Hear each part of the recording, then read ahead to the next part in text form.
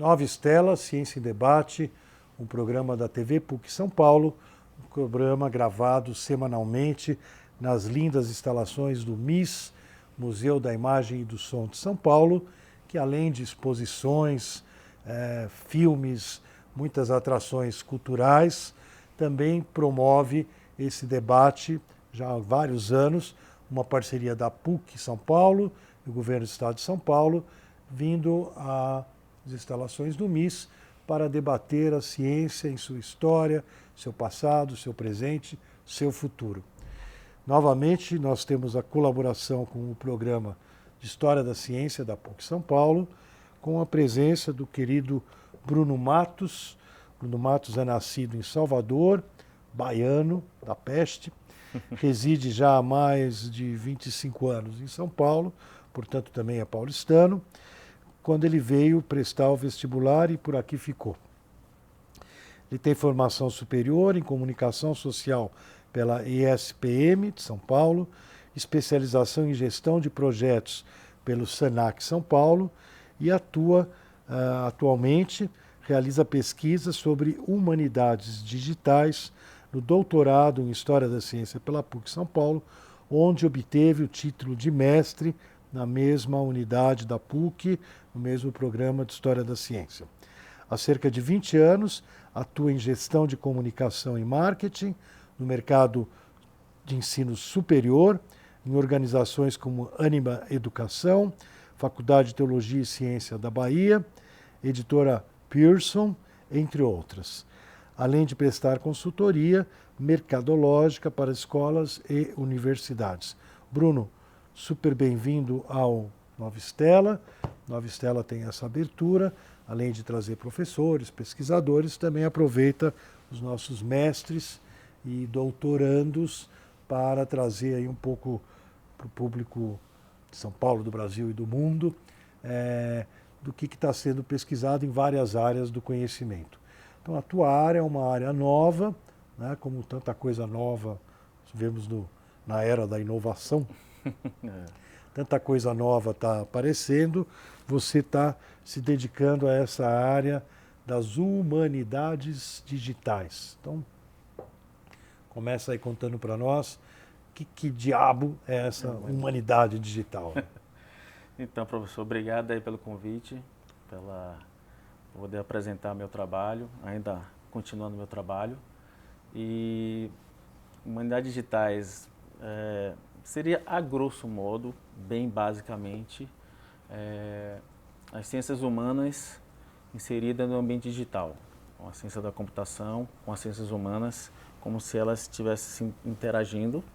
E é interessante isso, porque são duas áreas antes totalmente diferentes, né? Elas praticamente já não se conversavam, e talvez isso mostra a importância das humanidades digitais, de como fazer com que as ciências humanas se adaptem a esse novo mundo que é o ambiente digital, que pode ajudar muito na questão do acadêmico e das pesquisas que os cientistas das humanidades acabam precisando fazer. Então, assim, qual a dificuldade?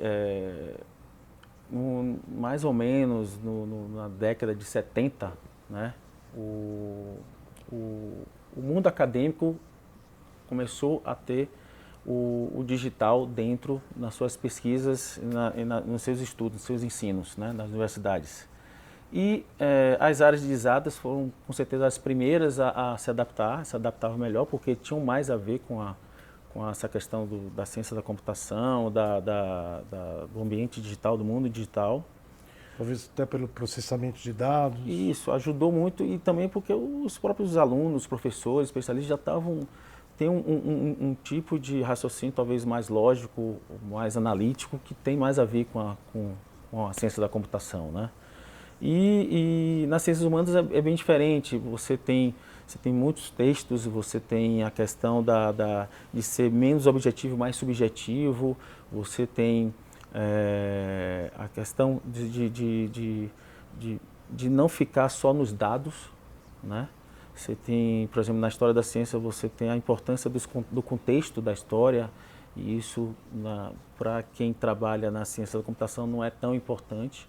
Eles são foco mais nos dados, no que está ali naquele momento. Então, você tem essa adaptação das ciências humanas com o ambiente digital, é complexo, é difícil.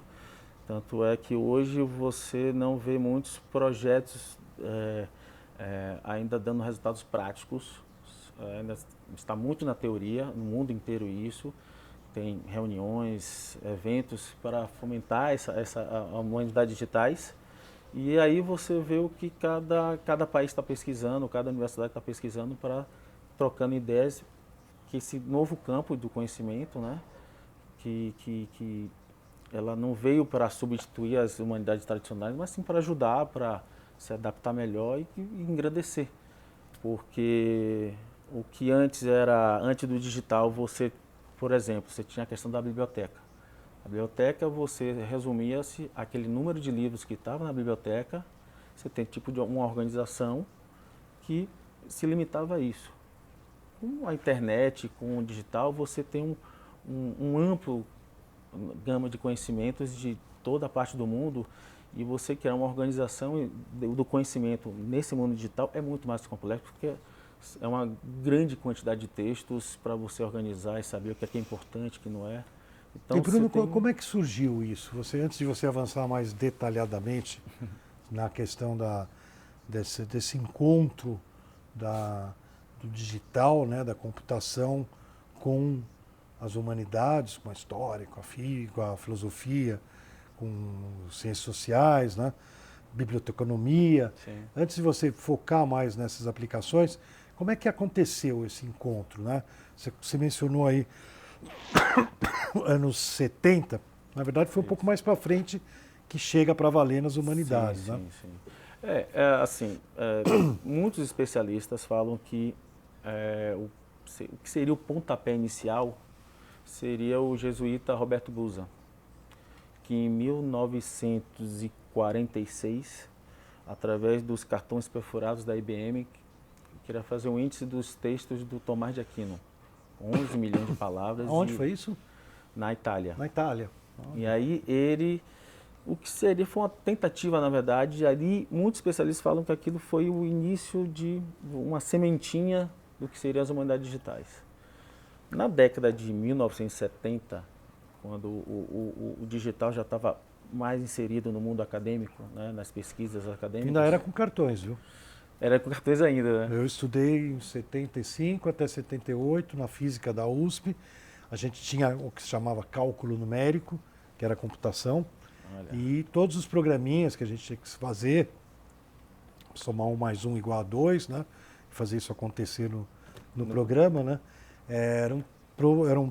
A gente perfurava cartões e esses cartões é que eram a nossa comunicação com a máquina. A leitura, né? Então, em 1970, entre 1970 e 1980, tiveram eventos no Reino Unido e nos Estados Unidos. Não me lembro exatamente quais foram as cidades, mas eram cidades diferentes. No Reino Unido acontecia em anos pares e nos Estados Unidos em anos ímpares para não coincidir. E aí você tinha reunião de especialistas, estudiosos, universidades, faculdades que queriam ver o que poderia ser feito para que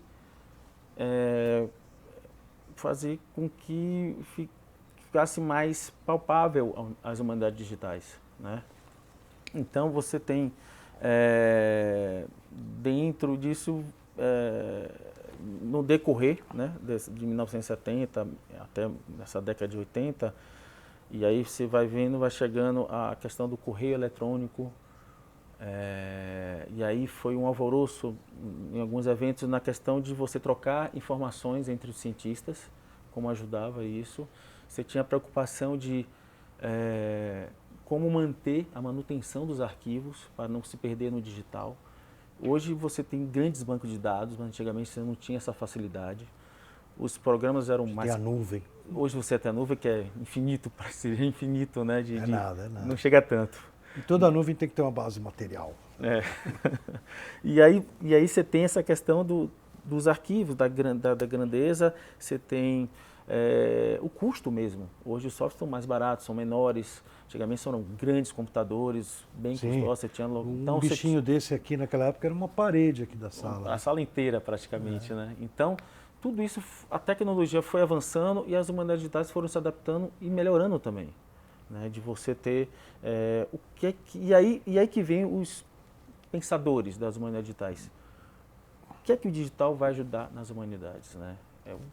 Porque assim, trocar e-mail, qualquer faculdade precisa disso, qualquer tipo de área de conhecimento vai precisar de trocar e-mails. O que é que pode ajudar, né? E aí isso foi pensado, isso você tem a questão também de você ter a popularidade, né, do computador pessoal. Antes você tinha que ir na universidade para fazer algum tipo de pesquisa digital ou alguma instituição que tivesse esse aparato. E aí, com o computador pessoal, você fazia isso na sua casa, você tinha uma intimidade maior com o digital. Isso fizeram com que as pessoas tivessem uma melhor, como eu vou dizer, a utilização ficou mais íntima. A pessoa começou a ter isso.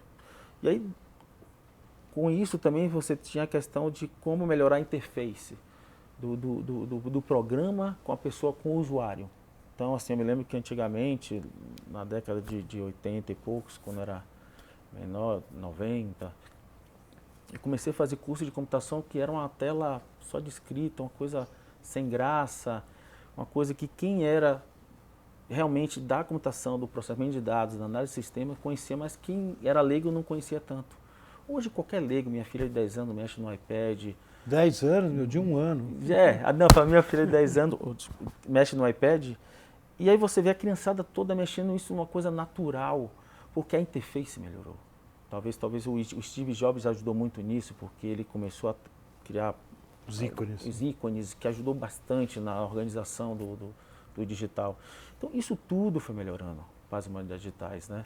E aí o que acontece é que você tem um campo novo, um campo que até hoje alguns têm, mas melhorou muito. Das humanidades tradicionais tem um preconceito do digital, né? Mas será que é tão...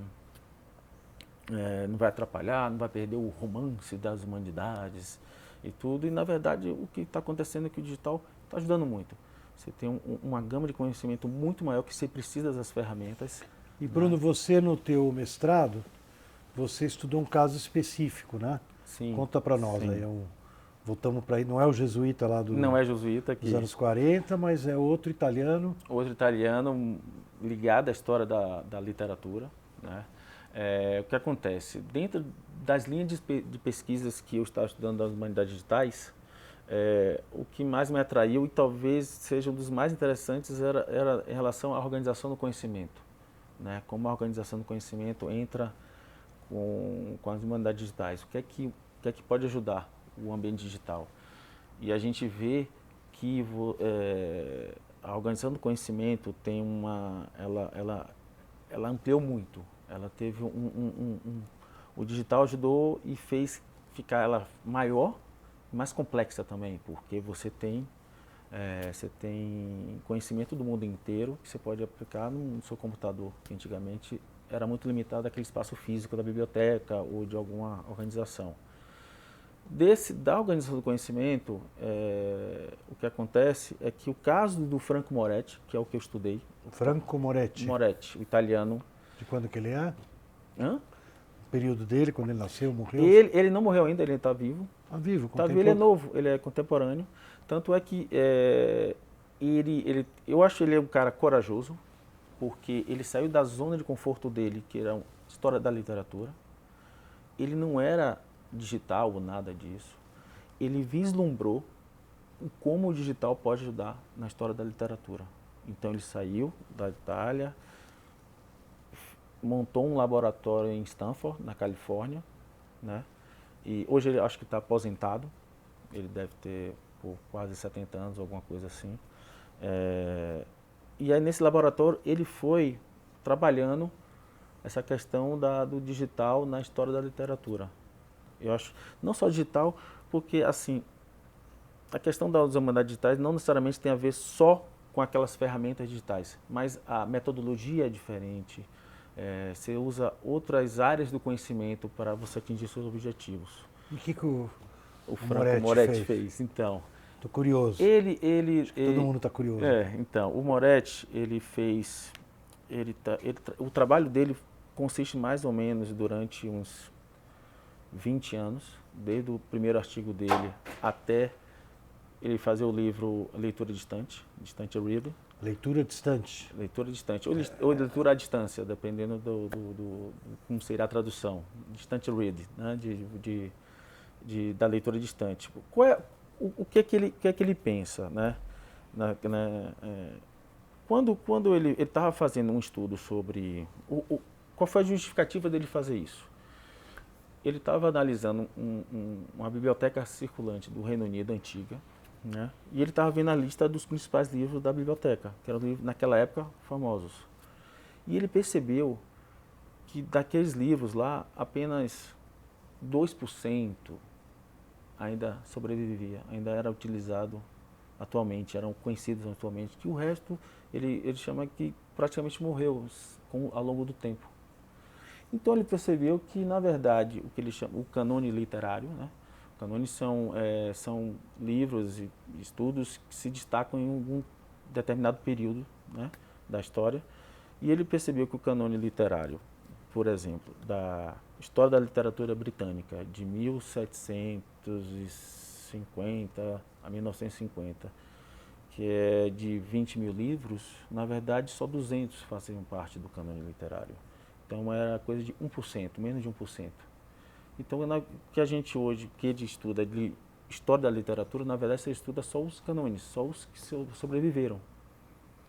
Então ele pensou, não é justo, porque o interessante é você saber toda aquela literatura da época para você entender até o contexto da época, entender o que acontecia com a literatura, não só os famosos, os Machado de Assis ou esses escritores mais famosos que estão... Charles Dickens. Dixon e outros interessantes. Então, só que ele pensou, se você ler 200 livros já é uma tarefa não tão fácil de você estudar e pesquisar 200 livros, imagine 20 mil livros. Imagine em outros países, imagine em outras épocas. E aí é uma infinidade de livros que você não tem como estudar e entender. E daí que ele pensou, não poderemos fazer uma leitura atenta, mas uma leitura distante. Como analisar esses livros sem precisar necessariamente ler os livros? E aí ele usa outras áreas do conhecimento para ter isso. Então ele usa a geografia, quando ele começa a estudar a influência geográfica na história da literatura da Europa. Ele começa a utilizar estatísticas, análises, como você utiliza árvores biológicas da biologia, da evolução da biologia. Ele usou teoria de rede, ele utilizou também a teoria do sistema mundo, de países núcleos e periféricos. E aí eu vou explicar mais detalhadamente cada um deles, né? Então, assim, por exemplo, a influência geográfica que ele considerou, né, é que os países, cada um eram microambientes culturais que fazia a sua literatura, a partir da sua cultura. Mas que, como a Europa é um território estreito, acabava que um influenciava em outro na questão da literatura local, né? Você tem a questão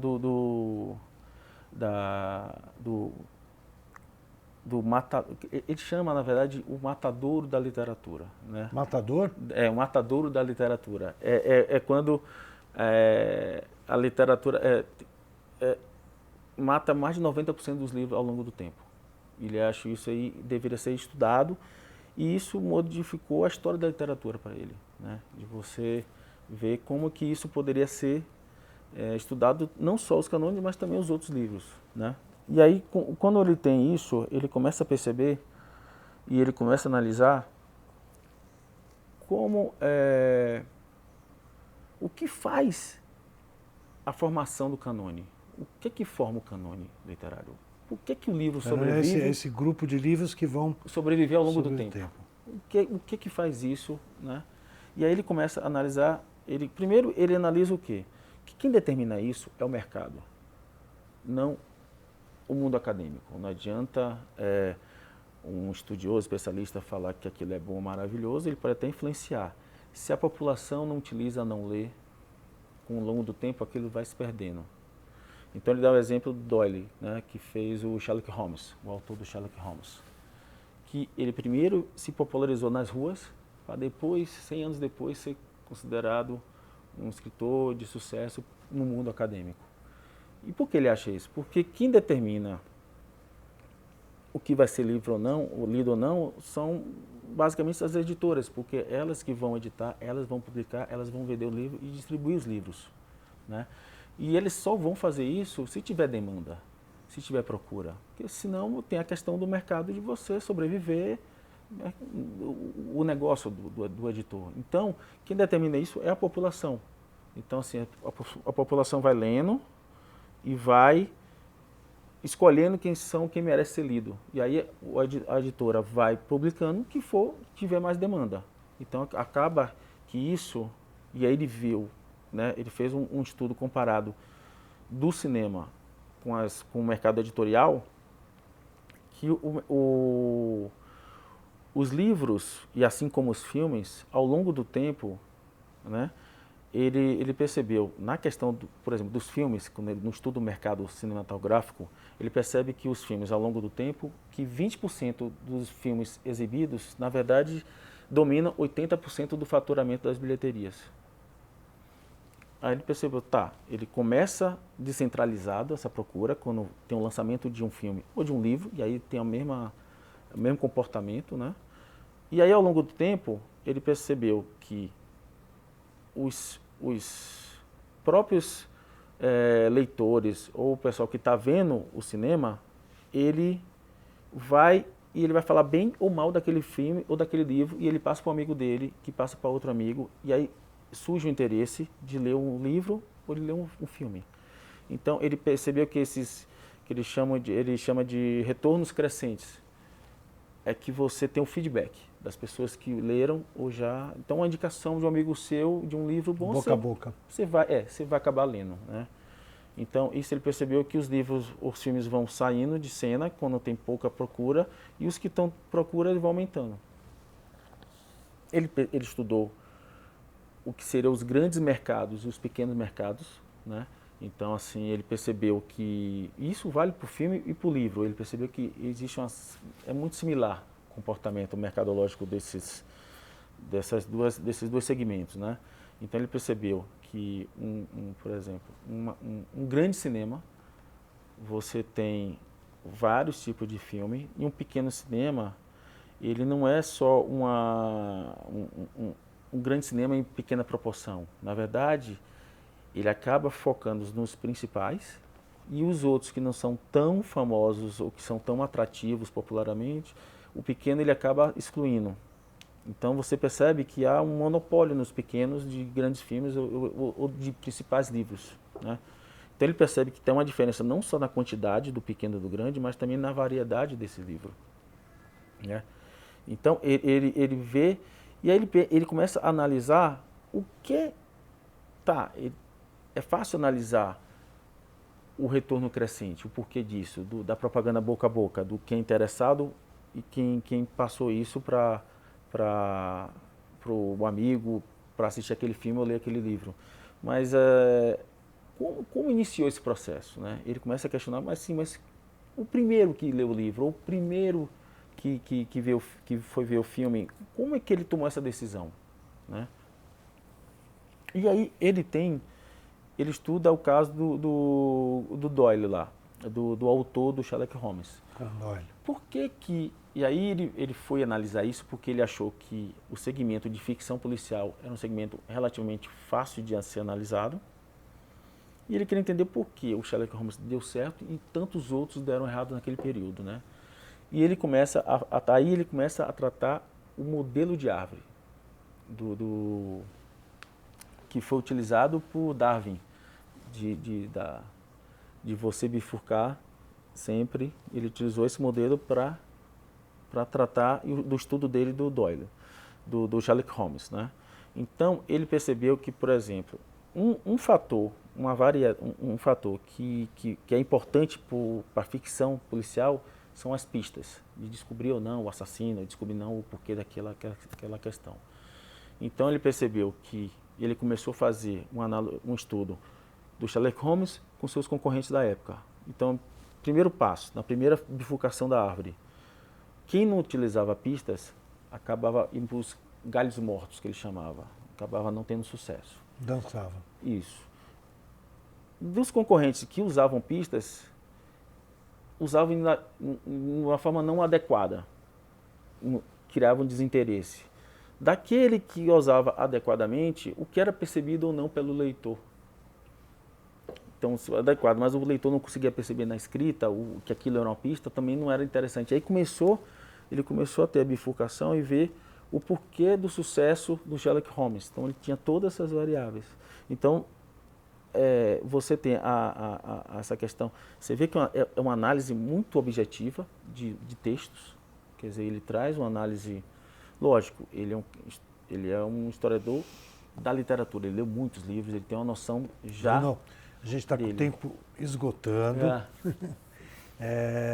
Achei muito interessante a tua análise.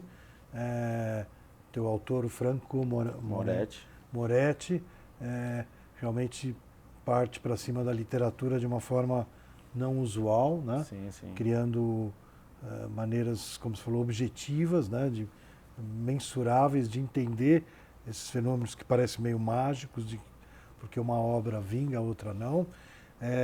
Imagino que você tenha muito mais para nos contar, mas o Nova Estela, Ciência em Debate, hoje com Bruno Matos, trazendo para nós as novidades aí das humanidades digitais, vai se despedindo, esperando contar com o nosso telespectador no mesmo canal, na TV PUC, canal universitário, ou a qualquer instante, em qualquer local, qualquer horário, no YouTube, no canal Nova Estela.